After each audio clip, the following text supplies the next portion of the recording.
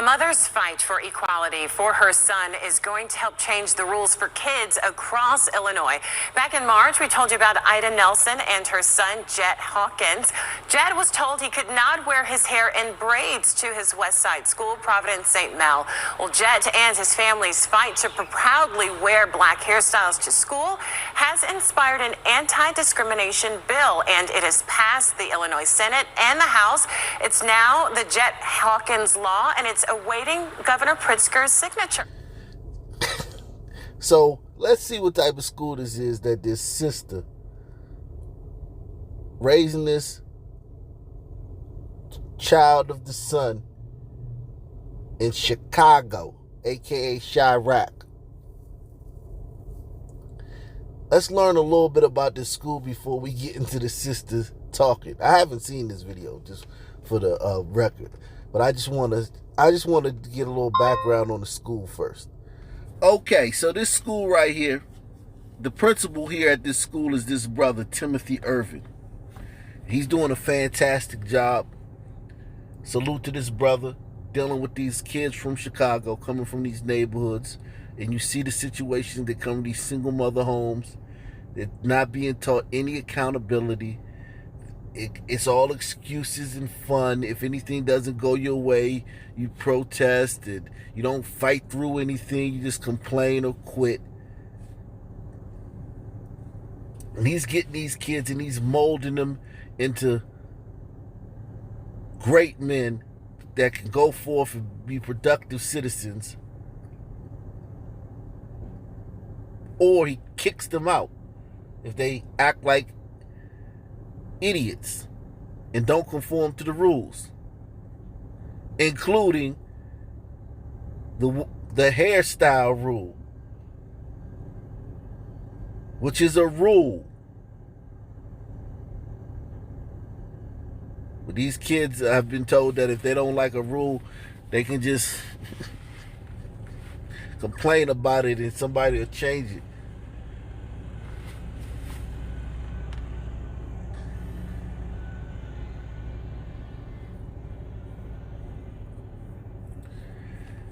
If they don't like a rule, they can just call it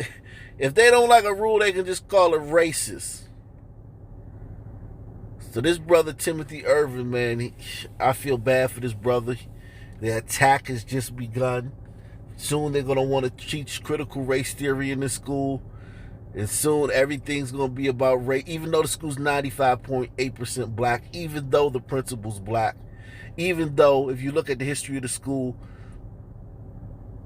it's in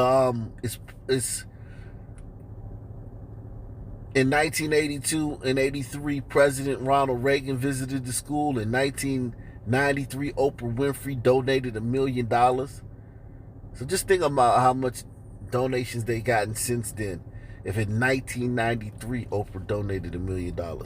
The October 2006 issue of Chicago Magazine ranked Providence St. Mel as one of the most outstanding elementary schools in the metropolitan area. The school earned a place in the magazine's A+ team, the list of select 115 public and 25 private elementary schools and middle schools. So we're talking about a great school. Shout out to Timothy Irvin, trying his best, having to deal with these single mothers and these entitled, coddled kids. Back in March, we told you about Ida Nelson and her son, Jet Hawkins. Jet was told he could not wear his hair in braids to his West Side school, Providence St. Mel. Well, Jet and his family's fight to proudly wear black hairstyles to school has inspired an anti-discrimination bill, and it has passed the Illinois Senate and the House. It's now the Jet Hawkins law, and it's awaiting Governor Pritzker's signature. And so we are joined this morning by Jet's mom, Ida. Thank you so much for being with us. Thank you very much for having me. Of course. Well, quickly bring us up to speed. I want to know, did you ever get a decision from the school on this issue? Yes. Well, the school did not contact me personally, but I did read in the Tribune that they listened and learned and updated the policy.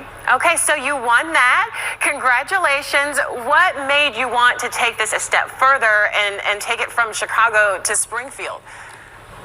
Well, this is an issue that affects not just my son. I knew that this was not an isolated issue, and I wanted to make sure that I not only created a safe space for my son to thrive in school, but created safe spaces for all children of color to be able to thrive in Illinois. Children have enough to worry about. Being policed about their hair or disciplined about their hair should not be one of those things. So you wonder why the community's in shambles. Look no further than this. She took this to the top of the state legislature.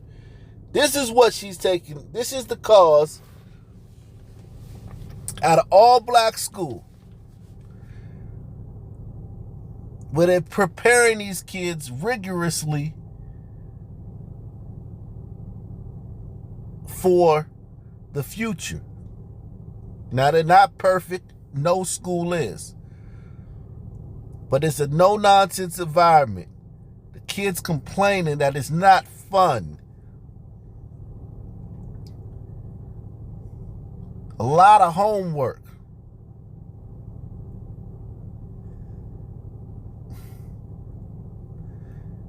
Kids can't hack it, get kicked out. No bullying policy. And also, you have to look presentable. And if presentable means not funky hairstyles, half Caesar, half braid hairstyles, wild high top fades, if that's what they say is not presentable, then why couldn't this sister just conform to the rules? Why does she have to try to make this a racial issue at an all-black school where they're preparing to have 100% college acceptance rate? This sister is going hard on this on a 95.8% black school that has 100% college acceptance rate.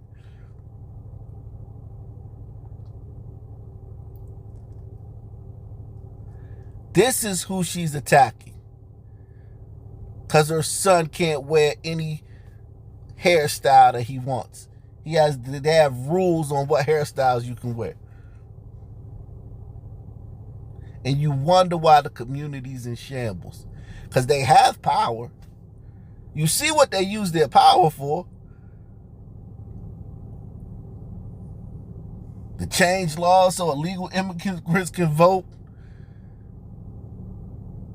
To defund the police. These single moms, because you know her last name's different than his last name, so you know she's a single mom. You haven't seen the father. I don't even know if the father's in the life, because we know that she's a single mom, but we don't even know if the father's in the kid's life. Or if he's alive. It's Chicago. But this is what she's talking about. Spaces for all children of color to be able to thrive in Illinois. Children have enough to worry about. Being policed about their hair or disciplined about their hair should not be one of those things. So tell us, what are the details of this bill? What does it do? So this bill eliminates hair policies that are discriminatory in nature from all public, private, and charter schools across the state of Illinois. It states that you cannot discriminate against historically ethnic or racial hairstyles like braids, twists, locks, and such. If you have those types of policies in your handbook, it affects your ability to get access to funding.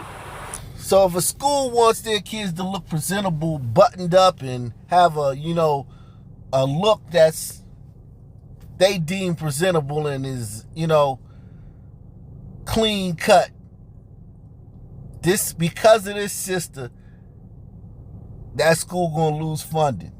Even if it's a school that's 95% black and has 100% college acceptance and is preparing these kids, not critical race, not math is racist, not punctuality and being on time is racist, not critical race theory, but yes, you have to do the work, and if you can't cut it, you're out of here.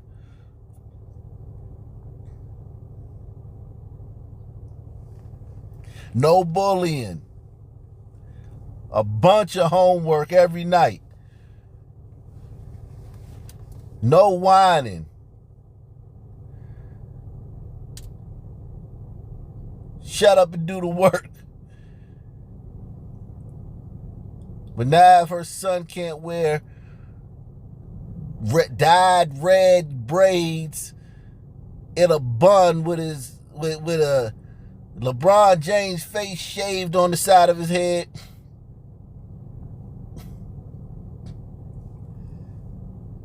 that school loses funding now thanks to this system. And as you guys know, I use the Great Schools app, which used to be a great app, I think.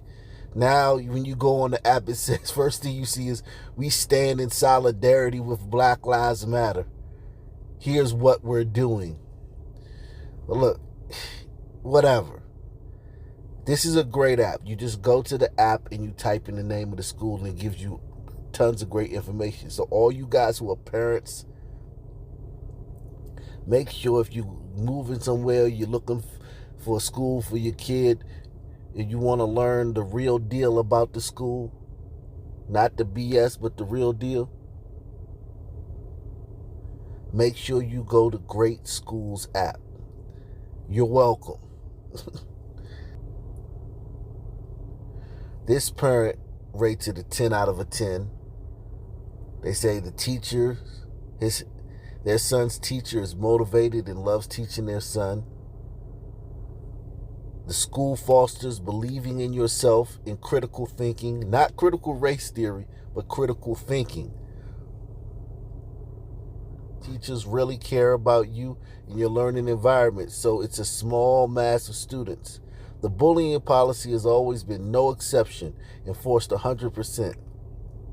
But the school does not do enough fun activities, and as an 8th grader, they don't even have a retreat.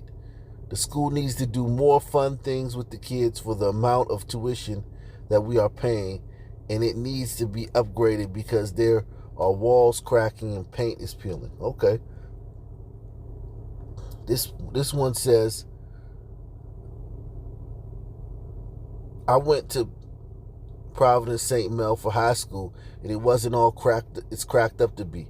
I have no issue with discipline, rules, structure, and high expectations. However, the school took it to an unnecessary level. As hard as we worked, there was no fun.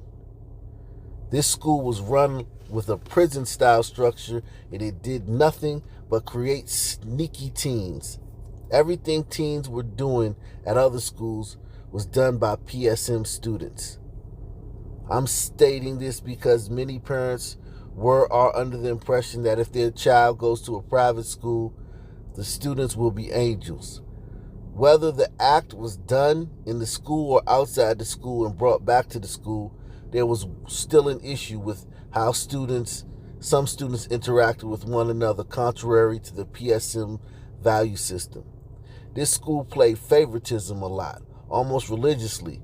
If you weren't considered cream of the crop in investment, the principal wouldn't even speak to you. In continuation of favoritism, it was followed up by classism. One of the teachers would always make negative, racist toned comments about the neighboring schools in the area.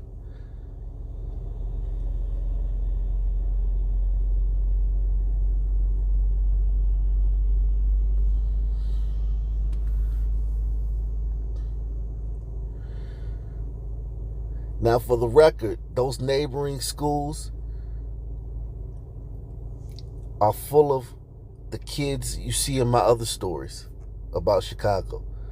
The kids that shoot up parties and shoot up malls and shoot up funerals and die in those shootings. daily. Those other kids, those other schools have 10, 15 kids that will get shot in a year that go to those schools. So I don't know if it's racist what they're talking about, or tone, or whatever this kid is talking about that the teacher talks about the other schools. But just be happy you're going to this private school in the west side of Chicago and you don't have to go to the public school. Be glad that your parents care about you enough to not put you in that environment.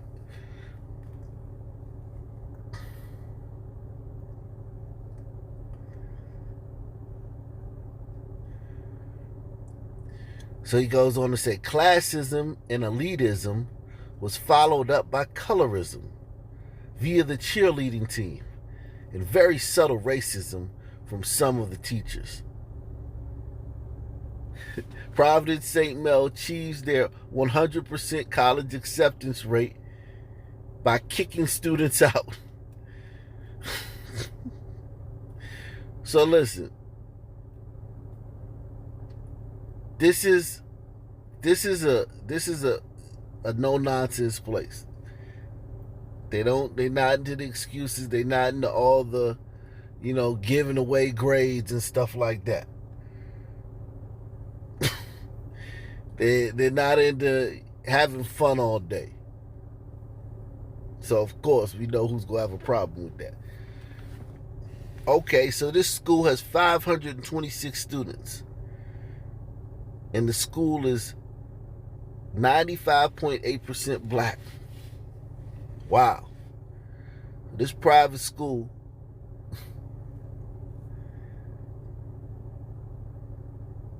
where this racism is going on is actually 95.8% black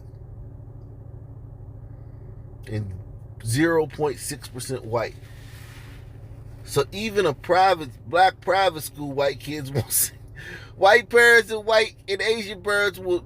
I told you, how many of y'all seen the videos I did? I did several of them a couple months ago, where I was highlighting. I was on one at the time. I was trying to highlight to you guys how white parents and Asian parents will not send their kids to school with black kids. They just won't do it. And I was using the public school systems in these cities, which in these democratically run cities are virtually all black and then some brown. And the white parents will they'll go broke. They'll work 6 jobs to not have to send their kid to school with black kids. This private school, Providence St. Mel, 95.8% black. There's 3 white kids in the whole school and 1 Asian kid. In the whole school. There's 1 Asian kid in the entire school. This is a private school. Sounds like it's a Catholic school. 3 white kids. Yikes.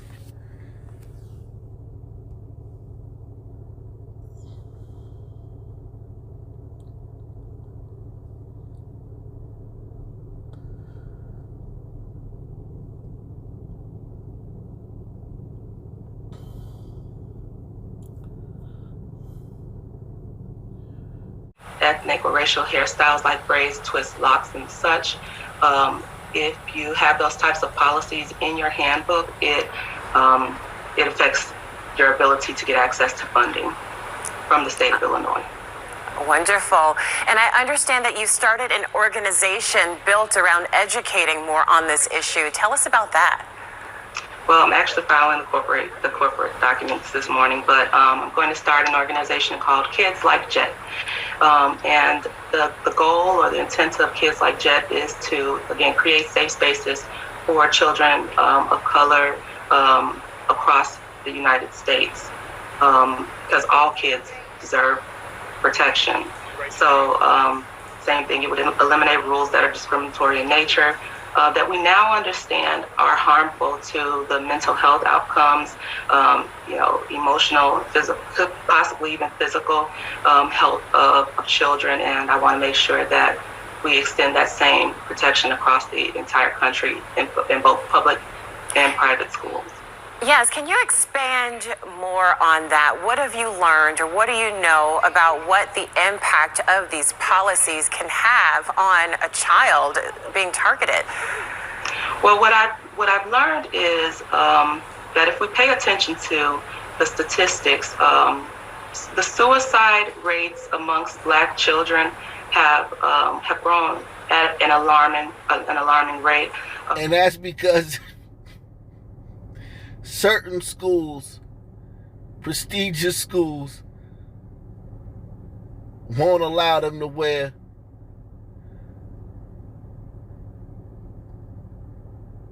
cornrows.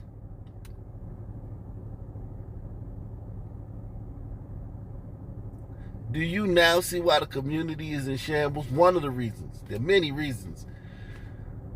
But do you see, because of this reason, this is a microcosm, why this community is in shambles. This is a city where little kids his age get killed every day.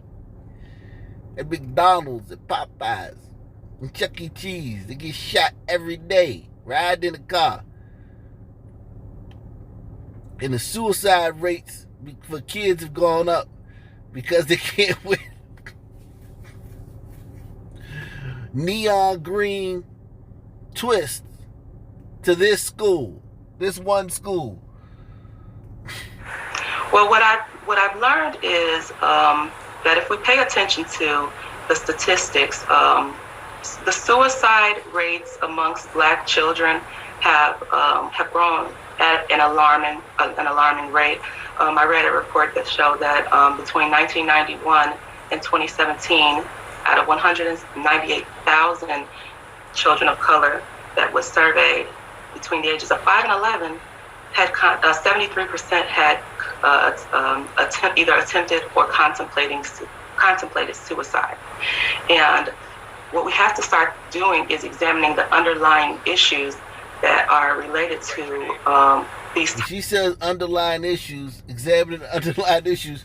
What she really means is what we have to start doing is finding a way to blame white people. And what we have to start doing is examining the underlying issues that are related to these types of statistics and these outcomes. I've noticed that a lot of children of color have a relationship with schools where they don't want to go there. They don't feel welcome there. They feel targeted there. They feel targeted by other Black kids. What is she talking about? The only reason the Black kid don't want to go to school is another Black kid or another group of Black kids. Okay? The hell is she talking about? And she knows this is crap too. That's the sad part about it. She knows that if a Black kid is suicidal or doesn't want to go to school, it's because of other Black kids. Have a relationship with schools where they don't want to go there. They don't feel welcome there. They feel targeted there. And so what this is showing us is that school have not been a safe place for children of color, and as it should be.